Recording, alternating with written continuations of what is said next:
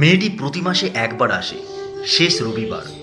এসে দাঁড়িয়ে থাকে, বসার জায়গা পেলে বসে, কি যেন দেখে, অনেকক্ষণ দেখে, তারপর চোখ মোছে।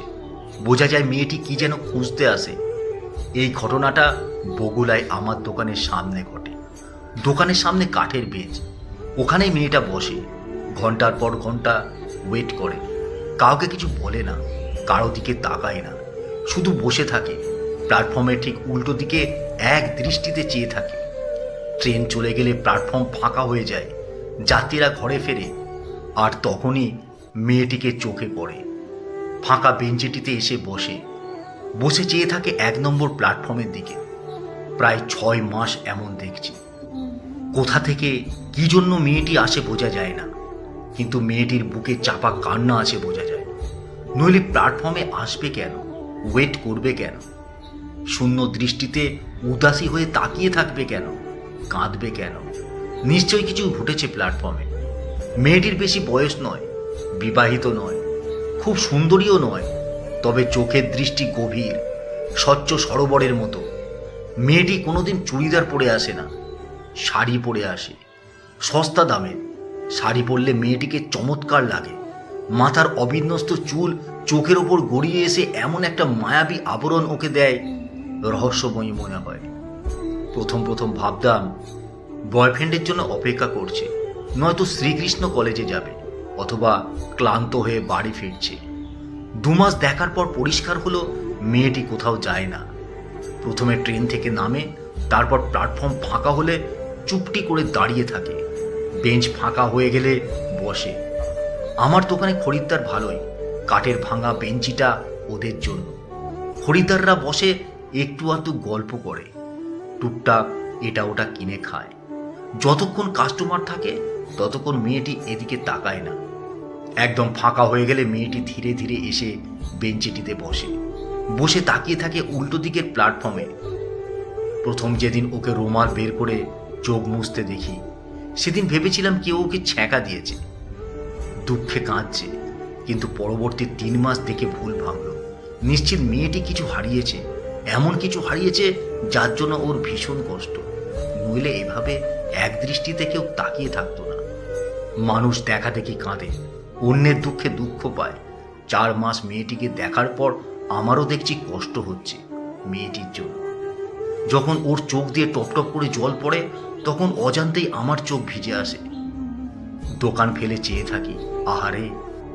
ঠিক 6 মাসের মাথায় শেষ রবিবার যেদিন মেয়েটি এলো, সেদিন ঠিক করলাম লোকজন একটু কমলে মেয়েটিকে ডেকে জিজ্ঞাসা করব কেন প্রতি মাসে আসে, কি হয়েছে। এদিন মেয়েটি ট্রেন থেকে নামলো একটা তুঁতে রঙের শাড়ি পরে। দূর থেকে চিনতে পারলাম। প্ল্যাটফর্ম ফাঁকা হলে অভ্যেস মতো মেয়েটি এসে বসলো বেঞ্চে। অনেকক্ষণ পর যখন দেখলাম মেয়েটি আবার কাঁদছে, ঠিক তখন দোকান থেকে বেরিয়ে মেয়েটির মুখোমুখি দাঁড়ালাম, চোখের দিকে তাকালাম, বললাম, তোমার কি কিছু হারিয়েছে? অনেকদিন দেখছি শুধু ওই দিকে তাকিয়ে থাকো, কি খোঁজো তুমি? মেয়েটি মুহূর্তে সতর্ক হয়ে গেল। তড়িঘড়ি আঁচলে চোখ মুছে সামান্য হেসে বলল, কই না তো, কি খুঁজবো?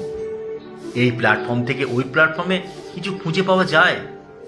সিঙ্গেল মেয়ে, বেশি কথা বললে কি ভাববে কি জানি। ভাববে বিরক্ত করছি।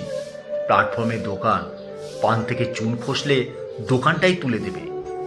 ভালোভাবে জিজ্ঞেস করলাম, ঠিকঠাক উত্তর না দিলে কি করব? সুতরাং পিছিয়ে এলাম। মেয়েটিও সিগন্যাল ঘর অতিক্রম করে উত্তরে হাই স্কুলের দিকে নেমে গেল।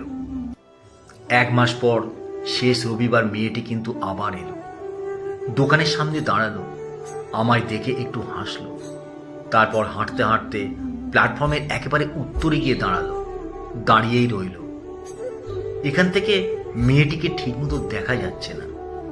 দোকান থেকে মুখ বাড়িয়ে উঁকি মারলে দেখা যাচ্ছে। ওখানেও দাঁড়িয়ে আছে, দাঁড়িয়েই আছে। 6 মাস মেয়েটিকে দেখছি। দেখার একটা সুখ আছে, এতদিন বুঝতে পারিনি। আজ দূরে গিয়ে দাঁড়ানোর পর অনুভব করছি। এখন আফসোস হচ্ছে কেন ওকে বিরক্ত করলাম। বিরক্ত না করলে ঠিক চোখের সামনে বসে থাকতো, অনেকক্ষণ দেখতে পেতাম। অন্তত 5 বার উঁকি দিয়ে দেখলাম। শেষে মনে হলো দোকানের বাইরে দাঁড়াই, বাইরে দাঁড়ালে দেখতে পাবো। কিন্তু কখন যেন নিজের অজান্তেই বাইরে এসে ভাঙা বেঞ্চটায় বসেছি। বসে ওর দিকে তাকিয়ে আছি, বেহায়ার মতো তাকিয়েই আছি। পরের মাসে মেয়েটা আর এলো না, তার পরের মাসেও না।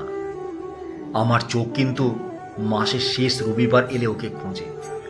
একটা একটা ট্রেন যায় আর উদ্গ্রীব হয়ে তাকিয়ে থাকি। শুধু মনে হয় এই বুঝি ট্রেন থেকে নামলো, ভাবি নিশ্চিত আসবে, তুতে রঙের শাড়ি পরে আসবেই। প্রায় বছরখানি মেয়েটি আর আসে না, বেঞ্চে বসে না। ট্রেন চলে যায়, বেঞ্চটা ফাঁকা পড়ে থাকে। সেদিন বৃষ্টি পড়ছিল, আকাশ কালো, প্ল্যাটফর্ম ভিজে। হঠাৎ দেখি সেই মেয়েটি তুতে রঙের শাড়ি পরে ট্রেন থেকে নামলো, দৌড়ে আমার দোকানের সামনে এসে দাঁড়ালো। হাতে ছাতা নেই, গালে কয়েক ফোঁটা জল পড়েছে, মুক্তোর দানার মতো লাগছে।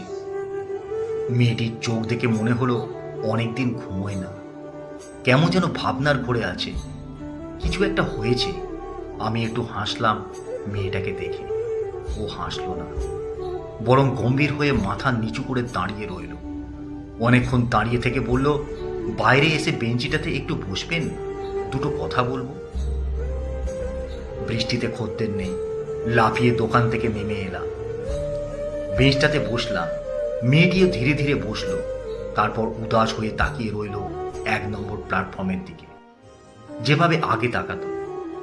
অনেকক্ষণ তাকিয়ে থেকে ধীরে ধীরে বলল, প্রায় 25 বছর আগে ওই প্ল্যাটফর্মে একটি পাগলি থাকতো, জানেন? বিনা পাগলি। এই অঞ্চলে বিনা পাগলির কথা সবাই জানে। প্ল্যাটফর্মেই থাকতো। কে বা কারা ওকে নির্জনে রাতের অন্ধকারে ধর্ষণ করেছিল। একটা মেয়ে হয়েছিল, সবাই জানে। বললাম জানি। একটা মেয়ে হয়েছিল, এক বিধবা মেয়েটাকে নিয়ে গেছে। সেই মেয়েটা আমি বলে মেয়েটি কেঁদে ফেলল। ওর নিষ্পাপ চোখের জল দেখে ভেতরটা ভেঙে চুরমার হয়ে গেল। কি জানি কত সামাজিক যন্ত্রণা ভোগ করতে হচ্ছে ওকে। খুব কষ্ট হচ্ছে ওর জন্য। একবারটির জন্যেও মনে হচ্ছে না ও পাগলির মেয়ে, শুধু মনে হচ্ছে ও একটা মেয়ে। নিজেকে সামলে অনেকক্ষণ পর বললাম, আর আসো না কেন? মেয়েটি আবার মাথা নিচু করল। ওর চোখ থেকে জল পড়ছে, বৃষ্টির জল নয়, চোখের জল। মেয়েটি চোখের জল মুছল না, শুধু মাথা নিচু করে বলল, আপনার জন্য। আমার জন্য? আমি কি কোনো দোষ করেছি? না, দোষ নয়। বুঝেছিলাম আপনার দুটো চোখ আমায় খোঁজে। সত্যি আমার ভেজা চোখ ওকে খোঁজে, ফাঁকা দুপুরে খোঁজে, রাতের আঁধারে খোঁজে, এলোমেলো বাতাস বইলে খোঁজে। দৃষ্টির আড়ালে থাকলেও ওকে দেখতে পায়, ওর উপস্থিতি অনুভব করি বুকে। তখন মন খারাপ হয়, কষ্ট হয়।